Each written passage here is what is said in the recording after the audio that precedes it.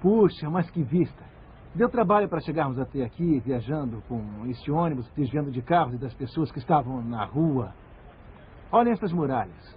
Esta imponente construção chamada Kadifkali significa fortaleza veludada. Ela foi originalmente construída pelos gregos, mais tarde foi conquistada e usada pelos romanos. A fortaleza original foi construída por Alexandre o Grande, como meio de proteger este importante local com seu grande porto. Ela foi reconstruída e ampliada por uma série de conquistadores. Hoje podemos ver sólidos blocos de pedra dos tempos de Alexandre, cisternas bizantinas e pilastras otomanas. Parece um castelo medieval das nossas fantasias de infância.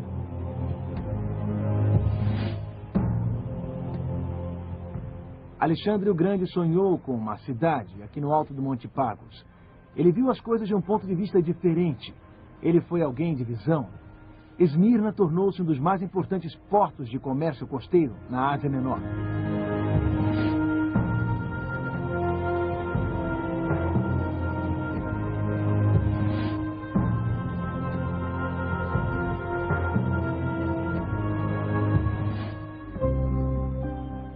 Aqui de cima podemos ver como esta cidade, antes chamada de Esmirna, está cercada por um cenário tão belo. Podemos ver como se encontra ao lado da imensidão do mar.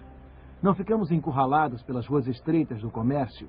Não ficamos presos no trânsito. Olhando daqui, aqueles deuses romanos lá embaixo não impressionam tanto. Até mesmo a colossal estátua de Domiciano parece bem menos imponente. Aqui em cima temos uma visão mais ampla. Aqui de cima podemos ver o horizonte. Aqui de cima obtemos uma perspectiva diferente. Bom, vamos ver o resto da receita de Jesus em sua mensagem para a igreja de Esmirna. De acordo com o seu conselho, é possível não temermos quando as coisas ficam difíceis. Eu creio que o seu conselho tem algo a ver com o que vivenciamos no alto desta montanha. É uma questão de perspectiva. Leiamos Apocalipse, capítulo 2 e versículo 10 de novo. Não temas as coisas que tens de sofrer. Eis que o diabo está para lançar em prisão alguns dentre vós, para ser dispostos à prova, e tereis tribulação de 10 dias. Sê fiel até a morte, e dar-te-ei a coroa da vida. O vencedor de nenhum modo sofrerá o dano da segunda morte. Que mensagem maravilhosa! Como não temermos? Veja a primeira coisa que Jesus disse. O diabo está para lançar em prisão alguns dentre vós. Bom, aparentemente eram os oficiais do imperador Domiciano que queriam lançá-los na prisão. Eram alguns fanáticos religiosos que queriam silenciar os crentes em Esmirna. Mas Jesus pediu a estas pessoas para olharem além das circunstâncias. Existe uma outra batalha em andamento. Existe um conflito cósmico entre Deus e Satanás. E o que Jesus está dizendo ao seu povo aqui é que eles fazem parte do grande drama. Suas tribulações não eram um simples acaso. Não era uma simples questão de estarem no lugar errado, na hora errada. Não, eles corriam perigo por terem se posicionado a favor do bem contra o mal. Suas vidas estavam testificando da verdade e as forças das trevas se enfureceram contra eles. Através de uma simples declaração, Jesus convidou o seu povo a ter esta visão ampla. Jesus os encorajou a olharem além das circunstâncias imediatas para o horizonte, a verem como estavam inseridos no grande drama. E isto deu sentido às suas provações na época.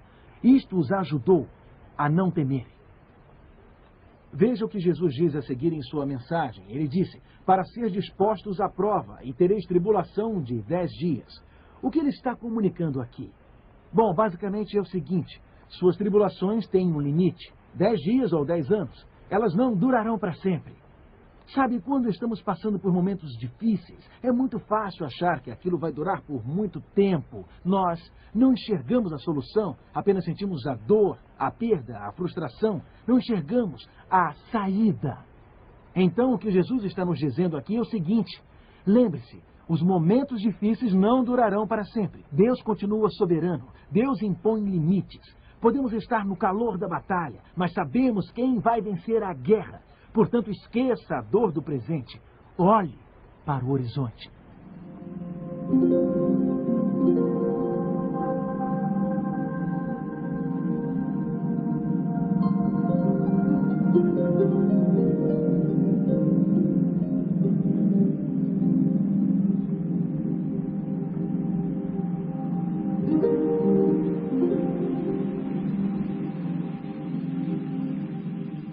Analisemos agora a última parte do que Jesus disse. Sê fiel até a morte, e dar-te-ei a coroa da vida. Você sabe o que torna as possíveis provações tão dolorosas? A nossa imaginação. Ficamos pensando em todas as coisas terríveis que podem vir. Acabamos cheios de ansiedade e o quadro formado em nossa mente é geralmente mais escuro do que a realidade propriamente dita. Então o que Jesus está dizendo é isso. Ok, vamos pensar no quadro mais sombrio. Qual é a pior coisa que poderia acontecer? Você poderia morrer? Isto seria a pior coisa. Digamos que você morra em minha causa. Bom, se acontecer isso, qual será o resultado? Eu lhe darei a coroa da vida. Você receberá a vida eterna na minha segunda vinda. É isso que vai acontecer. Os crentes de Esmirna estavam passando por uma provação. Alguns poderiam ser presos, alguns poderiam até morrer, mas eles ainda podiam olhar para além daquela terrível circunstância. Eles ainda podiam ver outro horizonte, até mesmo além da morte. Jesus lhes garantiu: o vencedor de nenhum modo sofrerá dano da segunda morte. Você não experimentará a segunda morte, a morte eterna, a eterna separação de Deus. Esta é a única coisa que você precisa temer. Esta é a única coisa que pode nos derrotar. Com Cristo, nós estamos seguros, até na pior das circunstâncias. Mesmo que tenhamos que abrir mão da vida, nós não seremos atingidos pela segunda morte. Nós teremos a coroa da vida, a vida eterna, com o Pai do céu. Como Jesus consegue nos dar uma garantia tão grande? Por Ele ser quem Ele é e pelo que Ele fez.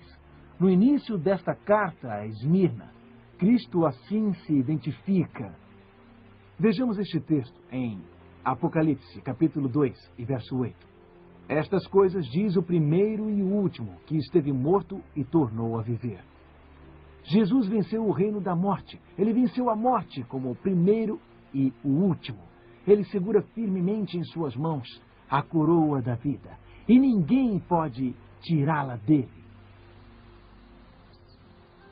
Esta é a palavra de cura que chegou aos perseguidos crentes desta cidade há muito tempo. É uma palavra que nos ajuda a atravessar qualquer dificuldade, qualquer tragédia que nos sobrevenha. Você não precisa ter medo. Não precisa ficar paralisado nos momentos difíceis. Só precisa erguer os olhos. Só precisa olhar para o horizonte. Existe uma explicação para o que está acontecendo. Pode não ser visível neste instante. Pode não ser claro lá embaixo nas ruas estreitas e barulhentas. Mas olhe para o horizonte. Existe um significado na visão ampla. Olhe para o horizonte. Esta tribulação não vai durar para sempre. Olhe para o horizonte. Ainda que o pior aconteça, Jesus tem a coroa da vida esperando por você. Esta é a prescrição do grande médico. Ela funciona hoje em dia. Ela funcionou durante toda a história. Deixe-me contar-lhe sobre como funcionou para um homem extraordinário, bem aqui em Esmirna.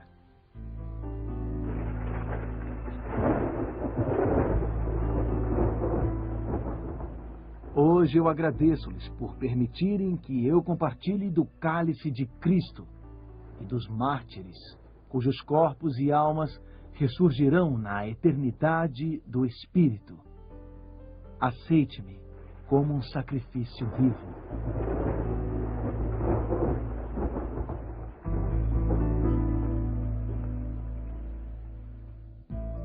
Seu nome era Policarpo. Ele tinha sido discípulo do apóstolo João e era o bispo da igreja em Esmirna. Certa noite, oficiais romanos foram prendê-lo numa casa de fazenda fora da cidade. Os cristãos estavam sendo torturados até a morte naquela região. Seus corpos eram esfolados por se negarem a adorar a César. Mas Policarpo recebeu esses oficiais com uma alegria tão serena que os chocou.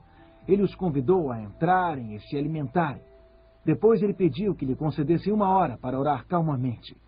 Após a oração, eles levaram Policarpo para o estádio, no centro da cidade.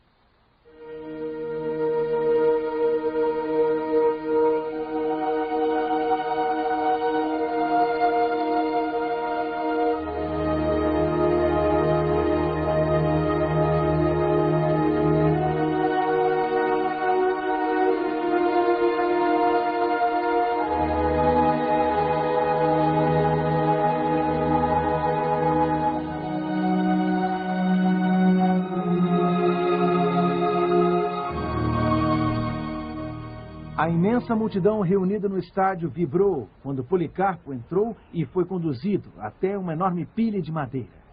O procônsul encarregado deu a Policarpo uma última chance de renunciar a Cristo.